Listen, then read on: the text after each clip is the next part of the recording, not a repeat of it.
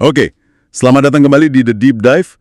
Kali ini kita mau langsung terjun ke sebuah topik yang benar-benar bikin heboh satu negara di awal tahun 2026 ini. Heboh banget ya. Anda pasti udah dengar kan?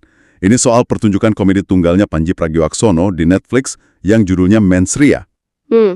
Awalnya kan cuma materi komedi ya, tapi tiba-tiba jadi urusan serius banget.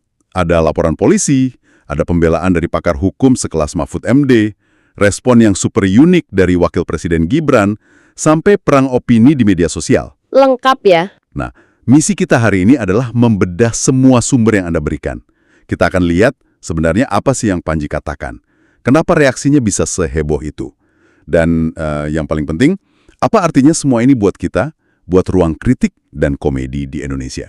Mari kita bongkar sama-sama. Ini kasus yang pas banget buat kita bedah karena semua elemen ada di sini. Ini bukan cuma soal lucu atau nggak lucu. Bukan ya? Bukan, tapi ini persimpangan antara hukum pidana, etika komunikasi, strategi politik, dan bahkan ya budaya kita dalam menerima kritik gitu. Oke. Yang paling menarik itu adalah gimana satu materi komedi yang sama bisa ditafsirkan dengan sangat berbeda oleh berbagai pihak.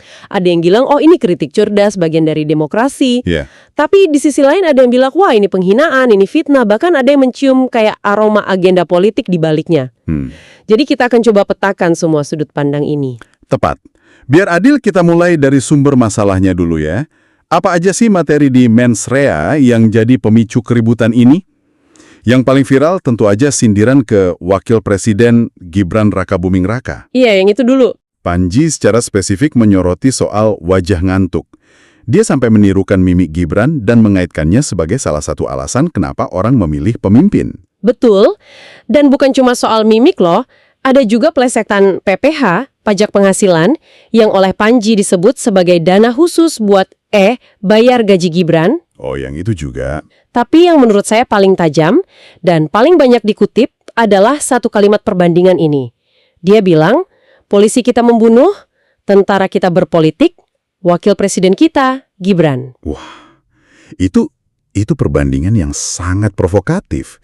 Dia menempatkan keberadaan Gibran sebagai wapres di level yang sama dengan masalah-masalah institusional yang sangat serius di negeri ini. Persis. Itu bukan sekedar lelucon soal wajah lagi, kan? Kritik institusional, tapi dengan Gibran sebagai personifikasinya. Oke. Lalu ada pemicu kedua yang langsung berujung ke laporan polisi. Sindiran soal ormas keagamaan. Nah, ini dia.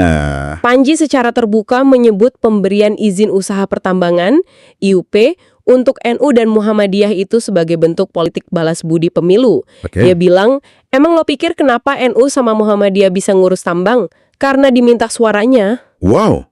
Dia bahkan membandingkan dengan ormas lain seperti HKBP yang katanya menolak tawaran itu. Oke, jadi ada dua sasaran utama. Gibran secara personal dan institusional, lalu NU dan Muhammadiyah sebagai organisasi. Ada lagi yang lain gak sih? Ada beberapa sindiran lain yang juga ramai meski nggak sampai ke ranah hukum. Misalnya soal Verrel Bramasta yang disebut cuma modal tampan di DPR atau Raffi Ahmad yang namanya disebut dalam konteks candaan soal pencucian uang. Ah, iya, saya ingat itu. Tapi memang dua poin pertama tadilah yang jadi pusat gempanya. Nah, kalau kita lihat dari tradisi komedi, menyindir penguasa atau punching up itu kan hal yang biasa ya, bahkan dianggap sebagai fungsi kontrol sosial. Tapi di sini, kayaknya ada batas yang terlewati menurut sebagian pihak. Dan inilah inti perdebatannya, di mana sebenarnya garis batas itu antara kritik satir yang tajam dengan serangan personal yang dianggap fitnah. Lelucon-lelucon inilah yang jadi bahan bakar dari berbagai reaksi yang akan kita bahas selanjutnya. Mulai dari yang paling serius, jalur hukum. Oke, jadi setelah materi ini viral, reaksi pertama yang muncul adalah laporan polisi. Ini yang bikin situasinya jadi serius kan?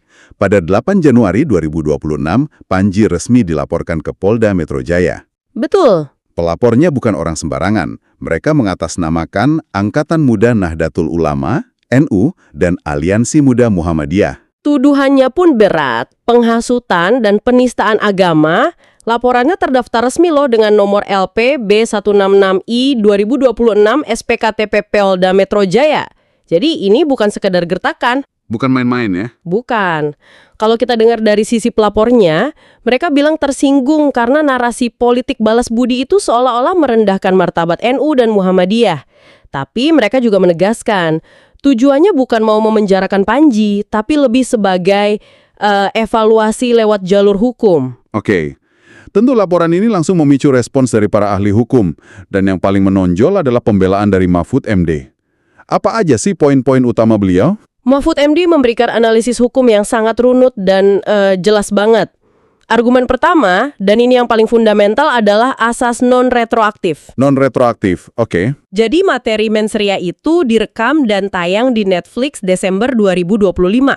Sementara itu, KUHP baru yang memuat pasal penghinaan presiden dan wakil presiden itu baru efektif berlaku per 2 Januari 2026.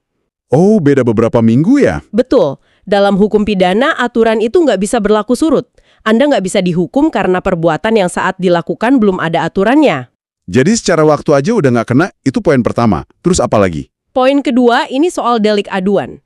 Pasal penghinaan presiden dan wapres di KUHP baru itu sifatnya delik aduan absolut. Ini istilah hukum, tapi artinya sederhana. Yang boleh melapor hanya orang yang merasa dirugikan secara langsung. Yaitu presiden atau wakil presiden itu sendiri? Tepat. Tunggu sebentar, ini penting. Jadi maksudnya, kalau misalnya katakanlah tetangganya Gibran yang merasa tersinggung, atau bahkan partainya, itu nggak punya dasar hukum sama sekali untuk melapor atas nama Gibran. Tepat sekali. Nggak bisa. Tanpa aduan dari korban langsung, dalam hal ini Gibran, kasus penghinaan terhadapnya nggak bisa dimulai. Dan sampai saat ini kan, Gibran nggak bikin laporan apapun. Betul, betul. Poin ketiga dari Mahfud MD itu soal substansi. Menurut beliau, secara subjektif menyebut seseorang ngantuk itu interpretasinya luas banget dan belum tentu masuk kategori penghinaan pidana seperti yang dimaksud undang-undang. Bisa jadi itu kritik performa, bukan penghinaan personal. Oke, jadi kalau disederhanakan, dari kacamata hukum murni ala Mahfud MD, kasus ini sebetulnya goyah dari 3 pilar ya. Waktu, karena aturannya belum berlaku, pelapor, karena bukan delik aduan, dan substansi, karena ngantuk itu abu-abu. Secara teknis, ini sulit diproses. Betul. Pandangan ini diperkuat oleh advokat Diolipa Yumara. Dia menambahkan perspektif praktis bahwa seorang wakil presiden kemungkinan besar nggak akan mau melaporkan warganya untuk kasus kayak gini. Kenapa tuh?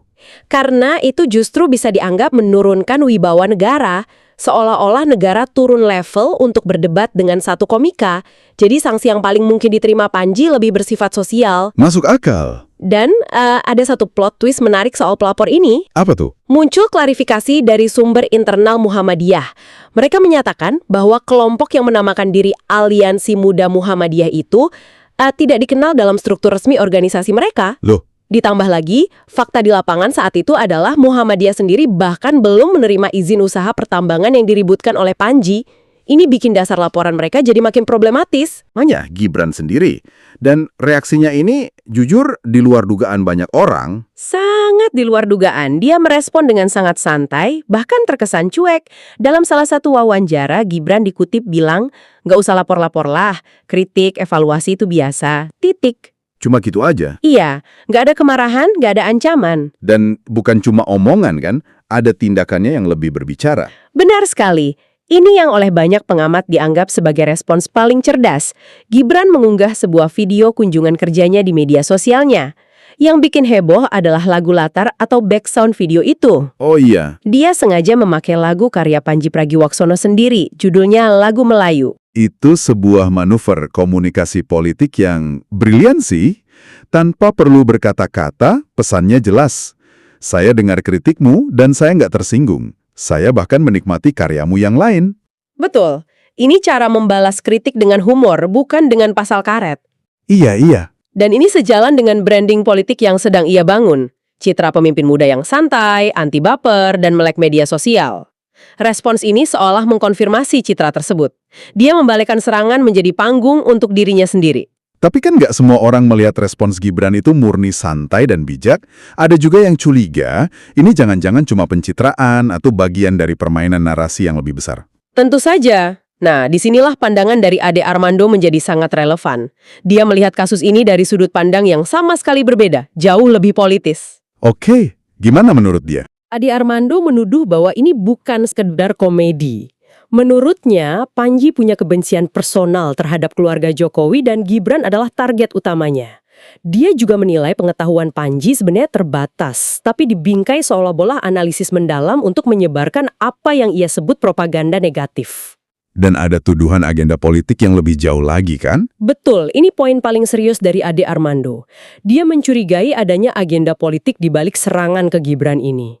Dia mengaitkan status Panji sebagai mantan juru bicara Anies Baswedan di Pilpres sebelumnya.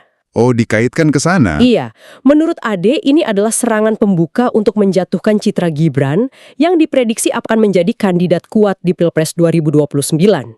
Jadi menurut kacamata ini, komedi Panji bukan kritik murni, tapi sudah jadi alat politik. Jadi ada dua kutub ekstrim ya.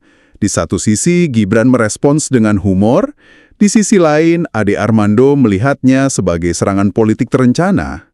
Tapi ada juga kritik yang datang dari sudut yang sama sekali berbeda, yaitu dari sisi etika.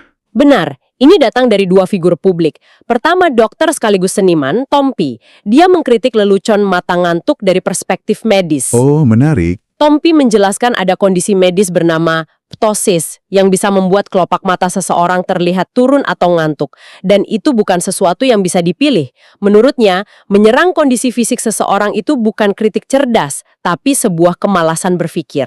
Argumennya, kritik harusnya fokus pada kebijakan, kinerja, atau ide, bukan fisik. Kalau sudah menyerang fisik, berarti argumennya sudah habis. Persis. Dan pandangan serupa datang dari politisi Irma Suryani. Dia lebih lugas lagi, menyebut candaan fisik Panji sebagai body shaming yang tidak etis, apalagi dilakukan oleh seseorang yang selama ini dipandang sebagai intelektual dan punya banyak pengikut. Oke.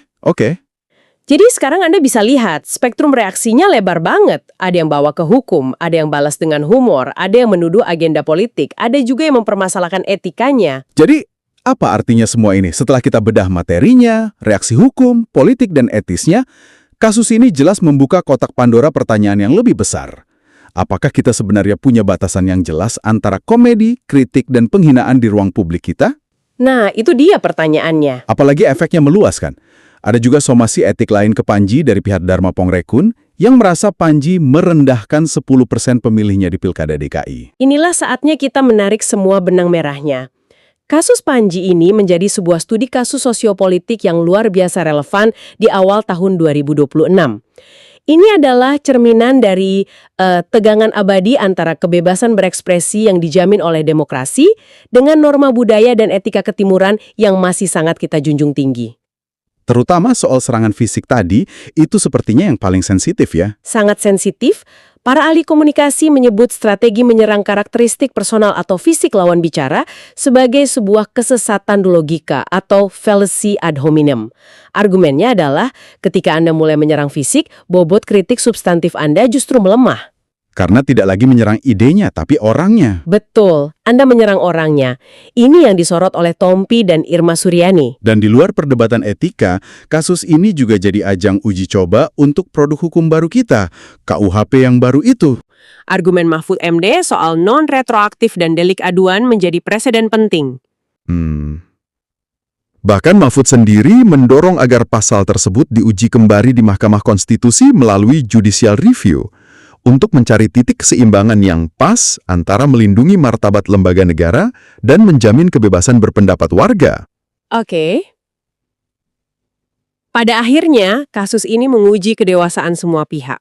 Kedewasaan dalam hal apa aja tuh?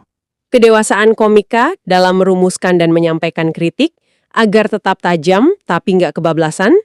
Kedewasaan pejabat publik dalam menerima kritik, apakah akan reaktif atau justru memanfaatkannya? Dan yang terpenting, kedewasaan kita sebagai masyarakat dalam memilah mana substansi kritik yang perlu didengar dan mana yang sekedar sensasi atau provokasi. Oke, kalau kita rangkum ya, dari sebuah pertunjukan komedi, kita jadi melihat perdebatan hukum yang serius soal KUHP baru, kita melihat respons politik yang sangat berwarna, dari yang super santai kayak Gibran sampai yang penuh curiga kayak Ade Armando, Dan kita juga dipaksa berpikir ulang soal dilema etis tentang di mana batas humor yang pantas. Masing-masing punya cara meresponsnya sendiri. Betul, setiap pihak punya caranya sendiri dan tidak ada yang bisa dibilang 100% benar atau salah di sini. Tepat sekali. Sebagai penutup, mungkin ada satu pertanyaan besar yang bisa Anda bawa pulang dan renungkan. Melihat seluruh spektrum reaksi ini, dari yang langsung lapor polisi, sampai yang justru memakai lagu sang kritikus, kasus ini seolah menjadi barometer sosial dan politik kita saat ini. Pertanyaan yang tersisa bukanlah sekedar bolehkah Panji melawak seperti itu, tetapi jauh lebih dalam. Ruang publik seperti apa yang sebenarnya sedang kita bangun bersama di era kepemimpinan yang baru ini? Pertanyaan yang bagus. Apakah kita sedang bergerak menuju ruang yang lebih terbuka dan dewasa terhadap kritik setajam apapun?